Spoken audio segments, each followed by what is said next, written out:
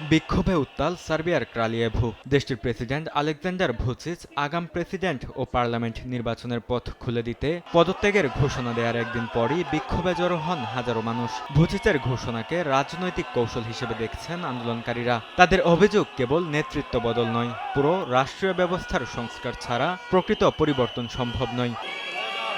গেল বছর নোভি সাদ রেল স্টেশনে কংক্রিটের ছাউনি ধসে ১৬ জন নিহত হওয়ার ঘটনার পর থেকেই সার্বিয়া জুড়ে ছাত্র নেতৃত্বাধীন বিক্ষোভ শুরু হয়। আন্দোলনকারীরা এই দুর্ঘটনাকে সরকারি দুর্নীতি ও অব্যবস্থাপনার নজির হিসেবে দাবি করছেন। গত ২ দশকে দেশটিতে এটি সবচেয়ে বড় সরকার বিরোধী আন্দোলন।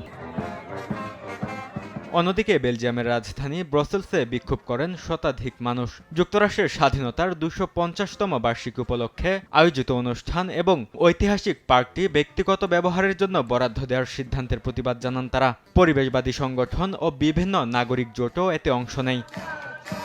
বিক্ষোভকারীরা শুধু পার্কের বেসরকারীকরণের বিরোধিতাই নয়, জলবায়ু নীতি, আন্তর্জাতিক আইন নিয়ে মার্কিন প্রেসিডেন্ট ডোনাল্ড ট্রাম্পের অবস্থানেরও সমালোচনা করেন। আয়োজকরা জানান, দিনব্যাপী অনুষ্ঠানে কনসার্ট, মার্কিন সামরিক বিমানের ফ্লাইপাস্ট, রাজনৈতিক নেতাদের বক্তব্য, আতশবাজি ও ড্রোন শোর আয়োজন করা হয়েছে। বরকতুল্লাহ, সময় সংবাদ।